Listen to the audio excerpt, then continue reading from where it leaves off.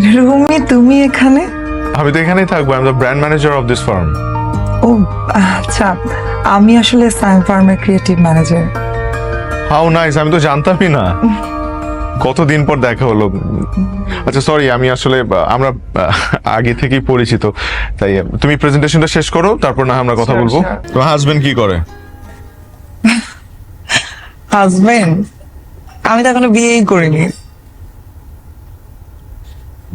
ভালোই করছো বিয়ে করো নাই। কিছু বললা? না, বললাম যে বাসা থেকে কিছু বলে না এখনো বিয়ে করো নাই যে? বাসা থেকে তো বলে, কিন্তু যাকে ভালোবাসলাম তাকে তো আর পেলাম না। কাকে ভালোবাসতো তুমি? এতদিনও বোঝো না সে কে? বুঝবো কি করে? তুমি তো আমাকে তার নাম কখনো বলো নাই। আর ইউনিভার্সিটির সবচেয়ে সুন্দর মেয়েদের মধ্যে তুমি একজন ছিলে, আর তোমার পিছনে অলওয়েজ ছেলেদের লাইন লেগে থাকতো।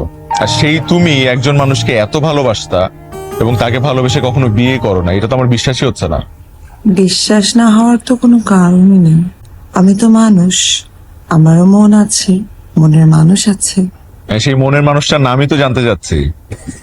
তোমার মনে আছে ইউনিভার্সিটিতে তোমাকে কেউ একজন প্রতিদিন গোলাপ ফুল দিত?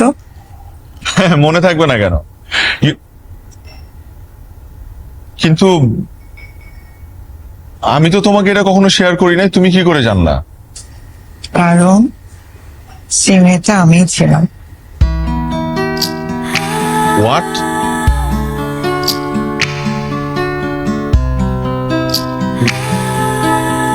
মানে ফুলগুলো তুমি দিতে? আমি তো আমি আর উল্টা ভাবতাম কেউ আমার সাথে প্র্যাঙ্ক করছে।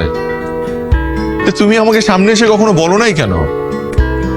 বলার সুযোগটা কখন পেলাম?